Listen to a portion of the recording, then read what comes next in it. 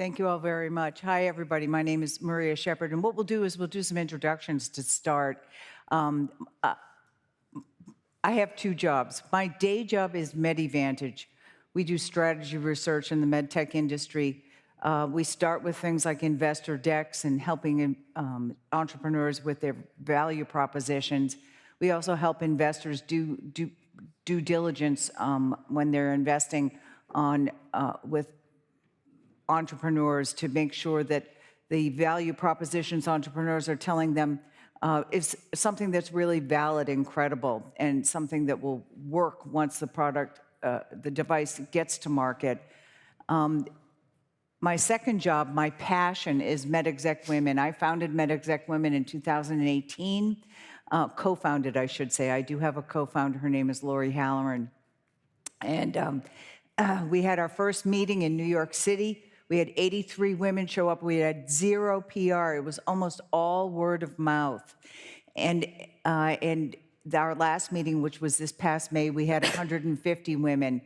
We're growing by leaps and bounds. We're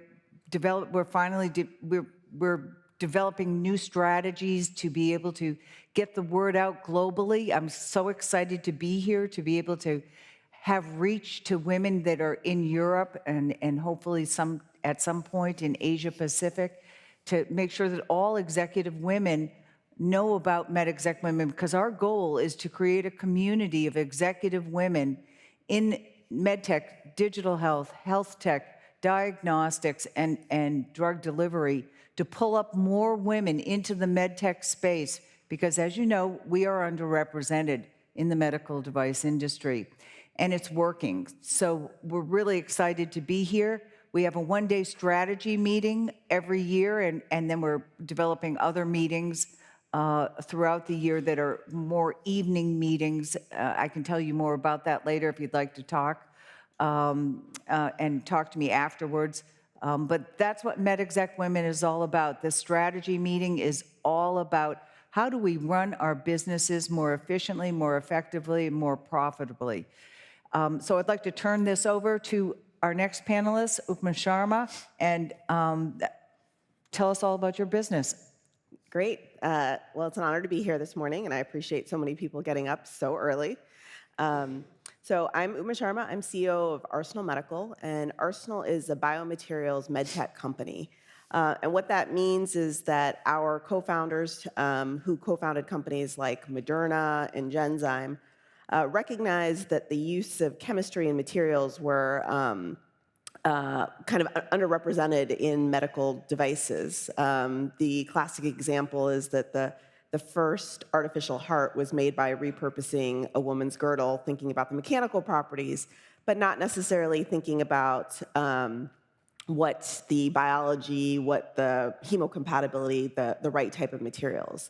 And so what we're trying to do is purpose build the right materials for specific indications. And the classic example I give is our foundational product, Rescue Foam, is like a human Fix-A-Flat. So if you get in a car accident, your tire goes flat, you put in Fix-A-Flat, it gets you to the gas station. Imagine now in that same car accident, instead of your tire, it's your liver, and you're not going to survive long enough to get to a surgeon. Our Rescue Foam product could be administered and give you enough time to survive to make it to the surgeon alive. And so that gives you sort of a flavor or an example of what we're doing.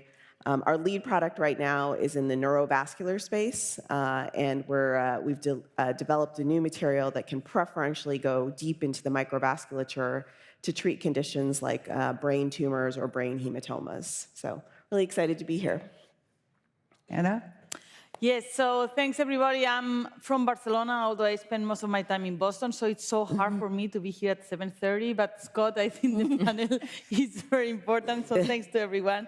So I'm Anna Maiques, and this is my company. You've seen me around with the cap. So now you recognize me. Many people don't if I don't wear the cap. So that's what you get. So Neuroscience is trying to bring to the market this new modality. This is non-invasive brain stimulation. So any of the electrodes I'm wearing can inject very low currents into the brain. And we think this is a new therapeutic modality that patients can take home. So we are in an FDA phase 3 pivotal trial on epilepsy to reduce seizures in patients that don't respond to medication, and another one on depression. So I have a lot of storytelling to tell from a women CEO that was born in Barcelona as a company, but scaled up to Boston, where Henry Termeer, the CEO of Genzyme, was kind enough to be my mentor, and had a lot of trouble raising my Series A, and as much trouble as sitting with VCs in Boston, and they told me, you know, Anna, what you need to put is a man to raise money for you. You'll never make it. To my face. And I was like, wait a moment, I have 2 daughters and 2 sons, so there's no way I am going to put a man to raise money for me. I prefer not to raise money, because then my daughters will be left with nothing for the future, right? So I say, well, this is the kind of advice you never should follow, so don't listen to all the advice you're given as an entrepreneur. And then another one also told me in my face, which was shocking, was like, with that accent, you will never raise money. And I was like, you guys in the VC, I mean, what's wrong with you? It's like, I'm talking neuro, right? So I'm just saying that this happens all the time. And I think what you have to do, I mean, even if you're a woman or diversity in general, there are no classical CEOs. CEOs have all faces, colors, you know, different personalities, right? So I think that you just have to go what we call the extra mile, and just create an example for the new people to come and just break that kind of stereotyping. So I'm very happy I raised 20 million Series A in Boston after all this bad feedback.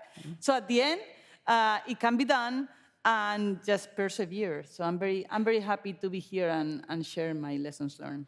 I had somebody tell me I had to change my name, so. Did you? No, I did, yeah.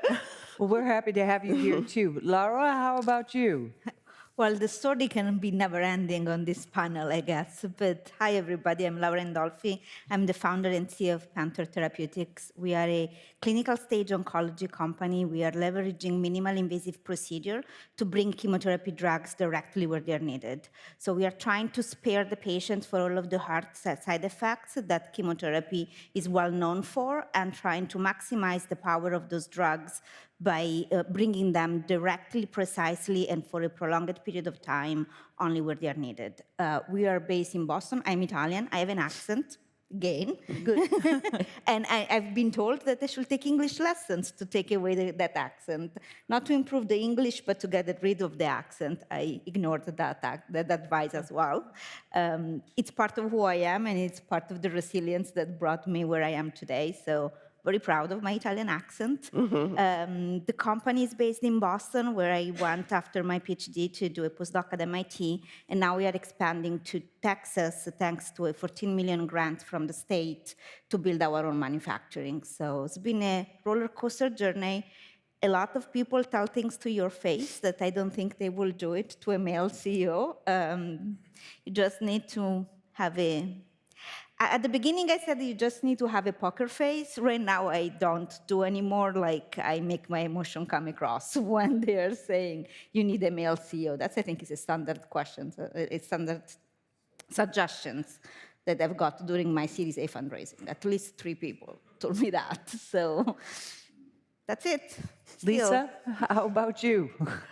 Yes, so my name's Lisa Carmel, and my day job, I'm Executive Vice President of Strategic Partnerships, along with my colleague who's here and awake. I'm so excited, Rob Kival, at Veranex. And for those of you that aren't familiar with Veranex, it's a Medtech only, PE-backed, full-service, end-to-end solutions innovations firm. So everything under one roof. And the analogy I would give is if you came to us with a napkin and said, we have an idea for a product, we could pretty much help you get it all the way to the other end to commercialize it, from design, engineering, reimbursement, preclinical, clinical, quality, regulatory, data management, analytics, da, da, da, da, da.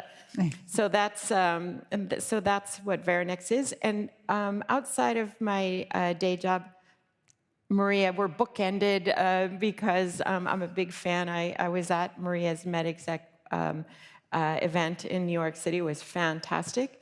I'm also on the leadership for Medtech Women, and I co-chair the Medtech Women Conference, which just ran last week at Silicon Valley.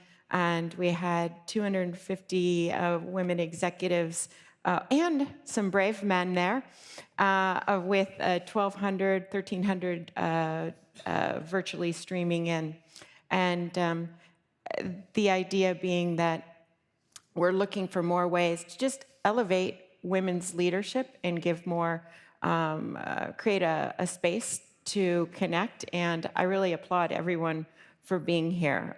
We really appreciate it. And thank you to Scott Pentel, because it's not often that you have a CEO of an organization that says, we have a target to get more diversity and across all the panels. So thank you. All right, then, let's get started. We've got some really powerful women here. And as female executives, we have the opportunity to inspire future generations of leaders, men and women, through our work and our professional involvement. And this isn't easy because, like all executives, male and female, we face an uncertain landscape on a daily basis. There are so many complications that we face, global headwinds, other supply chain challenges. But despite these challenges, we have a powerful opportunity to build business resilience and competitive advantage. And that's a lot of what we talk about at MedExec Women. We have women sharing on the stage what they are doing in their businesses, like people from Johnson & Johnson, Boston Scientific, and a lot of small startups to tell us about what they're doing to make their businesses resilient and how they build competitive advantage. So we don't see many all-women panels, not as many as I'd like to see. So I give another shout out to Kelly Williams. And like the MedExec Women, this session will provide an experience for our all-female executive panel to share their experiences with the LSI audience, to remind them about how much strategic thinking and ability these women bring to the table. There are a lot of investors in this room, and so you can, not only can you invest with female CEOs, but you can also insist upon executive level women in the companies in which you invest. And this isn't just a diversity issue. Research has shown that firms with women in executive positions are more profitable, more socially responsible, and provide safer and higher quality customer experiences. I'm looking forward to leading this panel, and I'm grateful to see so many of you here. So thank you. So let's start with the first question. Of all the headwinds that we just talked about, and things like soaring inflation, supply chain bottlenecks, rising interest rates, decelerating growth, what are the ones that are keeping all of you up at night? I know the ones that are keeping me up at night. Are there any that are not on this list? Who wants to go first? Upma? Yeah, sure. So, I think obviously we're here at LSI. I think funding is kind of top of mind. All of these themes feed into funding, and funding then feeds into everything we do. I sat in a panel yesterday that talked about the macroeconomy and sort of made the point that this isn't the worst it's been, which I think was kind of helpful perspective to hear. But I think, for those of us who are in fundraising, certainly that's something that keeps you up at night.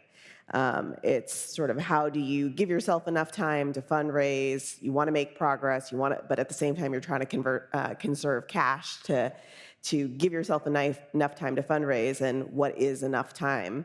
And then you've heard some of the stories, just even in our intros, of things that we hear and face as we fundraise. So just I think that adds another level of complexity onto funding. How about the rest of you? Yeah, I think that now I'm super happy I have these wonderful investors from Boston. So I think that I'm very happy on the funding side, but also I think that talent retention, and I think that there is a world fight for talent. And I think that it's hard to have the good talent. We are coming from a kind of technology push company, but then you need talent in reimbursement, talent in regulatory, talent in market access. So to your point about, going from an idea to the market, we entrepreneurs, we fall in love with our products and technology, but there is so much, mountains to climb. Now I'm in the FDA, but then talking to payers, and then it's market access, and every mountain is higher and more complicated. So I think bringing the right talent. So in Boston, I try to talk a lot to CEOs on the medtech space that have done it before. Because I think that there are so many lessons learned that we can. So I just don't want to make the same mistakes that somebody else. And I wish people would tell me, Anna, don't go this route. Watch out for this, watch out for that, right? So I think that's one of the challenges when you're opening like a new therapy that hasn't been pushed to the market before. What can you learn from cardiac, from diabetes, from other fields, right? That may help you succeed, because I think it's difficult. It is, and that's another reason to attend the MedExec Women meeting. Sorry if I keep pushing the meeting, but I'm so passionate about this meeting, is learning from other people, not only from the women that are on the stage, but also in networking, because we give a large opportunity for women to network so that you can learn from other people about, don't make this mistake, don't make that mistake, what do you think about this? And the opportunity to connect and then be able to follow up later to make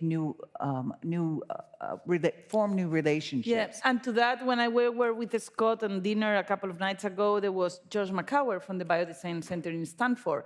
And I don't know if people are aware, but they have what they call the Pediatric Consortium, that it's paid by the FDA, and the role is to help newcomers or entrepreneurs. And they give you all this free advice. I think this is a phenomenal initiative paid by not only the FDA, but also the US government. So I wonder why they're not more at European level and at other, because, structures in which you can, besides the networking in events like this, where, experts can really help new people, in new entrepreneurs. I think it's a great idea. Mm-hmm. Great. And what about you in terms, Laura, in terms of some of the headwinds, the problems that you're seeing, and what you've learned also? Yeah, so I think I'm going to add on the two topics, like those two relate to us ourselves. But the extra one for us is also supply chain. Like, it felt like it was a COVID-triggered issue, but it's not going away. Like, it's keeping going and preparing and creating bottleneck in different scenario. Like last week, my mail was like full of all of those comments. There is a lack of pigs, and we need to do our GLP tox study for the IND, and there is no female pigs in the US that you can buy. So there are those things that they keep putting hurdle and obstacle on a plan that you already put a lot of efforts and time to design, and then you have these outside sort of shenanigans happening, and you need to be creative. So we almost had an exchange of animal at the border. Like, there was a CRO in Canada that had female pigs, and our CRO in Boston had another type of animal that they were short of, and they did an exchange. Like, that's not what I thought my week was going to be, but that's, creativity, it's where you need to kind of go with. And in the same line of topic, like, we decided to bring manufacturing in-house. Because rely on the CDMO to make the product, we already didn't want it to fully share all of our trade secret of manufacturing, but it gives us more control on how we can bring the product forward and not being as exposed as a third-party supply chain bottleneck. Mm-hmm. So. Lisa, you come to the industry from a very different perspective. Yeah. Well, so a lot of the things that keep you awake at night, that's the question I ask all of the CEOs that I work with, because then some of those problems like EU MDR, we can help with that. Not having the right skill set at the right time, especially early stage startup, we can help with that. But there's many problems that are your pain is our pain, and I think an example would be, with so many hospitals, especially in the United States, in the red, trying to come in with a novel, disruptive, maybe expensive new technology, there's, a pushback, right? Where they're saying, if this is adding to my training, if it's another screen, if I have to do more, it's going to be a problem because I have 80% staffing here. So that's something that we have to work with. So on the theme of what keeps CEOs up at night, what's the most difficult decision that each of you has ever had to make for your organization? And how'd you handle the challenge? Let's start in the middle. Anna, how about you? I don't know. I mean, I think we take decisions every day, and many of them are difficult. Like every day, people come through the door, and it's because they haven't been able to, they need support. And you take these decisions, but I don't think none of those are so critical and so hard. It's just a combination of small decisions. It's like culture. People say, what is the culture of your company? Well, you cannot create a culture. It's a day by day. Every decision you take as a CEO is creating the culture. So I think that the most difficult decision for a CEO, especially when you're with your board and investors, is to realize that maybe you made a mistake at some point and you have to pivot. And I think the Americans are excellent in pivoting, but the Europeans, we are more conservative and it takes us harder time to let go. So I think that changing directions completely. I used to have a company that I ran time ago that was doing not only neuroscience, but was protecting the Earth from satellites. And we were in love with protecting the climate, and we spent 10 years, and nobody wanted to pay for that. And with all the sadness of our heart, we had to let go that whole area because there was no business. And we still think it's important for the planet, right? But it's just you have to let go and say, you tried 10 years, it didn't work. Mm-hmm. So I think that those kind of decisions, letting go something that you put a lot of passion and effort is hard. That's hard, letting go of something. How about you, Lisa? I was going to say this past year has been a bit tough for everybody, but you can either pull back and wait, or you can sort of stick your neck out and lean into it and take advantage of the opportunity to create a competitive advantage. And one of the things that we did, actually, I was just going to say is interesting, is we decided that we were going to lean in and sponsor and be a part of the Stanford Biodesign ecosystem.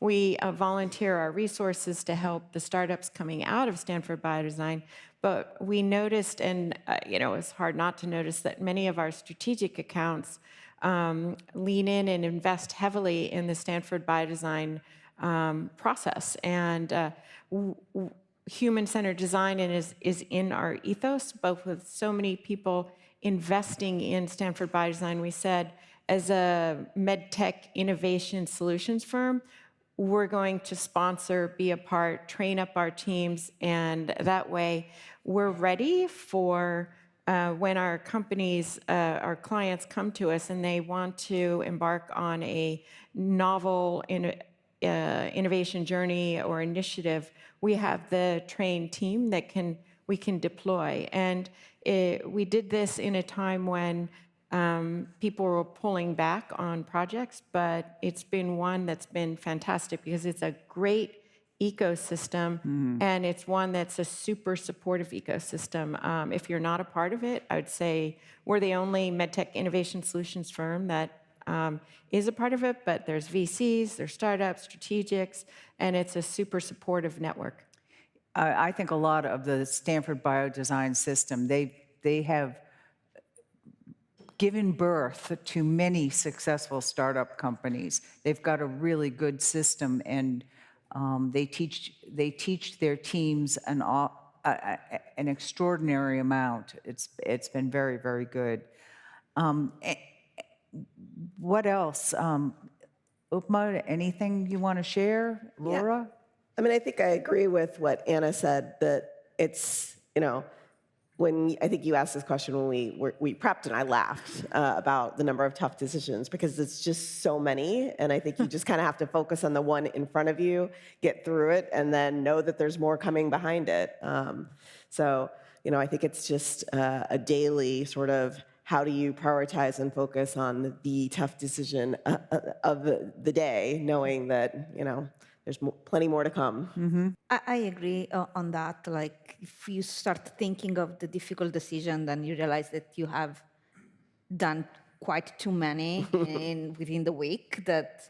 But just to give an example that might be helpful for others starting, to me, the most difficult decision was letting somebody go. Yes. Like, we have a culture where we're really trying to grow the team. I'm coming from the technology was one of my projects at MIT, and then we built the company out. So we have a lot of people that are in their first job, and we want them to grow with the company. But at some point, you need to realize that it's either not a fit or there is disruptive for the environment, for the culture. And that was my hardest decision to make, to realize that I needed to have somebody go. He took a toll on me personally. Like, it was a very emotional process because I really wanted him to succeed, but it was at the cost of the company. And so somebody told me, it's a tough process and a tough decision, but almost nobody regrets when they let somebody go, and then you always think you should have done it sooner. In the moment, I didn't really appreciate that feedback, but the moment that I let that person go, like, the entire team kind of rejuvenated. And so I realized that, it was the right decision, but it was a tough decision. So It is a really tough decision. Letting somebody go for cause is a really tough decision, and it's a tough process, I've found. But afterwards, somebody also told me once that when you have to let somebody go after they're gone, the team does rejuvenate, to use your term, and you realize that they've been suffering along with you. And then when you go and you get somebody who is really, really good to fill that position, you realize that you really needed that person replaced, and probably should have done it a long time ago. So it's happened to me too. Let's talk about opportunities. And one thing I wanted to ask Kelly. Kelly, do we have in this time that's rolling up in front of us, does that include our Q&A? Yes. It does. Okay. So let's talk quickly about opportunities. We're hearing a lot about AI and other tech opportunities. How are you pursuing these new tech opportunities? Upma, I know you're a materials-based company. What do you do when somebody comes over and says, so what's your AI strategy? Yeah. Well, I would say we see materials as a new opportunity, and sort of we think that there's going to be a lot of innovation happening there, and there is in companies generally. I think what's important is for us to stay focused on what we're trying to do. And there is a lot of excitement about AI. I think there's a lot of ways it's going to make all of our lives and our companies more efficient. But I think also remembering to stay anchored to what our focus is and what our mission is. How about the rest of you? Yeah, I think that they call it AI, but we've been doing computational neuroscience for a long time. Like, the brain is one of the most complex parts of your body, and there are 100 billion neurons communicating at every second, right? So we've been working in what we call neurotwins for years now, which is digital copies of your brain in the cloud. And these are fascinating computational neuroscience models in which you mimic the biophysics and the electrophysiology of the brain. And then on the cloud, you can simulate how your brain will respond to different treatments. So we are building that, which now they call it AI, but we've been using machine learning and all these things for a long time, right? I think that there are a lot of opportunities in personalization, because if you take my population, for example, of depression, is so huge. How are you going to stratify your patients, right? So I think that these tools can help us to really guide patients into different therapies, more personalized, like the precision psychiatry. So I think we'll see more and more of those. And I think there are opportunities on the women's side. For example, I see more and more venture firms being led by women. I see a lot of opportunities for women entrepreneurs, right? So I think that at the end, it's about also changing the game in some sectors. Jazz Salas was here from Goldman Sachs a couple of days ago, they nominated me as a Goldman Sachs entrepreneur. And then when I went to this award, there were so many bankers who were women. And I think it's remarkable. I mean, we need to get, when I go to JP Morgan in San Francisco and I see all these suits, it's like, I think we need to also get diversity in the money space, in the banking, in the finance. I mean, JP Morgan graphically is stunning. I mean, there's all suits. It's overwhelming the first time you walk in and you're like, whoa. It's like, I guess we all feel that way. but it's true that there is all now the a World Bank led by women. So there is a lot of initiatives, and I think that it's not that men are bad people. I adore my co-founder is a man. My investors are men, and I adore them. But I think in general you need diversity. I'm not talking about only women. Diversity also in the finance side. Right, right. I know that you two have a lot to talk about, but I do want to open this up since we have 9 minutes left to the audience. But before I do, I just wanted to say, the goal of this panel is to make our audience keenly aware that when they're looking for executive leaders, they may be missing out on 50% of a highly accomplished and qualified segment of leaders. We hear our MedExec women attendees say it repeatedly. They insist that their HR departments bring in at least 3 qualified women for every executive hire. I recommend that you insist that also, because they're out there. One of the things that we're going to be doing, we're a small organization, so it might take a little while, is install a job bank onto our MedExec Women website. So that's medexecwomen.org. But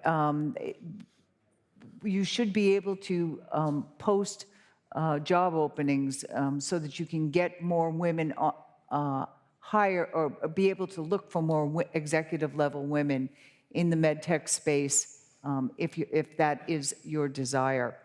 Let's open it up for questions. And the lights are really bright, so if I'm missing hands in the air, please somebody tell me if I'm missing something. I don't want to hog it up, but I'll go quick. Thank you all. Amazing session already. I have a question. Anna just touched on other ideas of diversity, like getting some diversity in finance. I know, speaking for LSI, one of the areas that we've explored is generational diversity, something that I learned from Dale Jones a couple of years ago at one of our sessions. What other areas do you think we have opportunities in terms of just broadly speaking, diversity? One thing that shocked me, I thought I had difficulties as a woman coming from Barcelona, landing in Boston. And of course, I'm from Barcelona. This is an amazing place. So I'm not even from, South Africa. Or, it's like, and I thought I have this advantage. But then I met these 2 brilliant guys. I don't know if you know them from Boston, the Maiques guys. These are Joshua and Justin. They are 2 Brown graduates, and they are developing these ALS drugs. And they are super young, and they are part of the Hermitermere network. And I went for lunch with them, and I said, listen, it's so hard to raise money as a new woman in Boston. And say, Anna, we graduated from Brown. We pitched to investors, and we have a guy that we have recruited. We are the founders. That is 60 years old, and they only listen to him. I was shocked. So that's why I'm saying diversity has a lot of faces. If you look at Maiques, people didn't take them seriously because they were too young. And these are white men graduated from Brown. So, it's just this concept of diversity I think it's more, it's not your typical successful person. I mean, it's something like that. It's like not who you're expecting. But then you don't give them a chance. So, to that point, I think that there are many opportunities to change that. And if you hear all these stories and you make them public, only 2% of all the venture capital of the world goes to women-led organizations. But I heard the other day that if a woman VC invests in your first round, you have 50% less possibilities that male-dominated VC will invest, because they'll say, oh, that woman invested in that woman because nobody wanted to. So I think that those are the things that we need to change, those statistics, right? So I think there is in finance. I think research is pretty good as a field. I think it's pretty meritocratic. I mean, I think it's the same where it's you see a lot of women more at the junior levels, and then as you get more and more senior, it becomes less and less diverse. But I think, Scott, to your question, we in medical devices, like, diversity is built into what we do. We would never do product development without having quality there, right? You need diversity of thoughts to be able to get the right kind of products. And I think, that can take so many different forms. FDA is recognized from a functional perspective, you have to have diversity of thought. And I think, as you think about that, whether it be age, whether you think about it, race, color, gender, the more of that you have across all of these sectors, the better your products are going to be, the more, perspectives you're going to have. And I think at the end of the day, that's what's going to benefit you as a company. And, I feel like that's kind of like, it's almost oversimplified, but that's the bottom line for me. I would add in, I'm on the leadership committee for How Women Lead, and it's crossed all industries. It's about 150,000 members, and they're the organization that lobbied in California to mandate representation on public boards. And as a result, now you're seeing an increase, particularly in California, on publicly traded companies. And that's actually how I got my first board seat. And the first thing they told, and it was through the networking, and the first thing they said is, you should do is get on the nominating committee and then take control and pull on more people of color and diversity and more women. And that's what I did, and now we have more women on that board. And I think it's a great organization for networking and increasing because frankly, it starts at the board level also. It does. And in following up a bit on what Upma said too, like, if you wanted to do innovative technology, you need to have an interdisciplinary team. That's where the real innovation comes, with diversity of thoughts. And the same is with the management team and the leadership team. Like, you need to have people that they think differently, that they can complement each other line of thoughts. And I think that, women, younger person, immigrants, they all face adversity or difficulties in getting into that job, but at the same time, that triggers their creativity, their resilience. So when they had the opportunity and they can execute, they tend to execute better because they do not come with a predefined journey or a predefined way to tackle some of the challenges. Like, if you are an immigrant that doesn't speak English very well and you move cross country or cross world, you will face difficulties that then you need to creatively solve. And that stamina then applied to the entrepreneurial level of the leading a company is very helpful for when you have challenges in front of you. So That's true. And we have time, I think, for one more question. I see someone. Yeah, no, it's probably tough to see. Jacob Kameda, thank you all, phenomenal panel.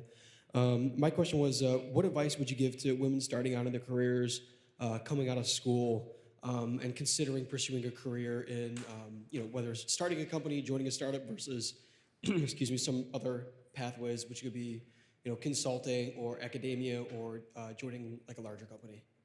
Be honest with yourself about what drives you, what motivates you, what excites you. If you're avoiding doing, we all have long to-do lists. Pay attention to what you avoid doing. Pay attention to what you get really excited about. And, I think the advice I give to a lot of young folks is, you have this perception of what you want your career to look like, but don't put yourself in a situation where it's not something that you're excited to do, you're excited to get up. I think everybody up here has a really hard job every day, and we do it because we love it. And if you're not finding that energy and that excitement, then it's probably not the right thing. And then the second thing I would say is, find some mentors who you can really trust. Because I think, my guess is if I ask every single person up here, part of the reason we are up here is because there are people who have been the wind in our sails, as one of them said to me, and I think that has been so critical and so helpful. Yeah, I agree. And I think that people look at our stories and they think, that being a CEO is like a sprint and it's like a marathon. It just takes a very long time. It's plenty of times where you think the company will die, right? So I think that, to Uma's point, is about the motivation. I mean, would you be doing something that is not your current job if you were given the choice? So the answer should be you're loving what you're doing now, because that will help you persevere, right? And if you're going to start a company, I have a wonderful co-founder that I totally trust. I think that being an entrepreneur alone, it's super hard. So it's also very hard to find a good partner in a company. But being alone is like having a single child. I think I have 4 kids, but I have my husband. I mean, I couldn't do it without him, no way. So I think that it's a matter of, not being on your own. And if not, get mentors, get help out there, because it's a lonely road. And to me, I founded the company out of my postdoc. Some of the comments that some of the VC, as I was fundraising, say, you never had a job before. You come out of academia and decided to follow this. And the way I did it, I had an offer from Abbott. So as I was finishing the postdoc, I started interviewing for a job. And I talked to everybody in every single role, because I didn't know what those role works. I knew the title, but what the day-to-day job of that role means. So it's very interesting to see people really like to talk about their job if they're passionate. And if you ask for 10 minutes, can we grab coffee and you tell me what your job is? I got 100% yes. And they talk for hours. And then you figure it out, who you like, who doesn't fit your personality, what job you will not want it to do. I really thought I knew what I wanted, and I started interviewing. And the more I interviewed, I realized that that's not really what energized me. And when Abbott called me with a job offer, I said, I don't want to do that. It was a realization. And then I decided to run the company. And eventually I hired the person that wanted to hire me at Abbott as a consultant to help me on certain projects. So you never know where your journey will go, but you need to do what you like, and you will find a way to make it go. But that's a bit of my advice. You know what? 1 second. California Life Sciences FAST program, I'm an advisor to it. It seeds early stage startups, and those founders that once they took away the requirement that you had to be a serial entrepreneur or a second-time entrepreneur, the number of female founders went up. And so as a result, then they started putting other women to support those female founders, and they have almost a 50% female founder ratio. So look for accelerators like California Life Sciences FAST program. Thank you. And that is a wrap. Ladies, thank you so much. Thank you all.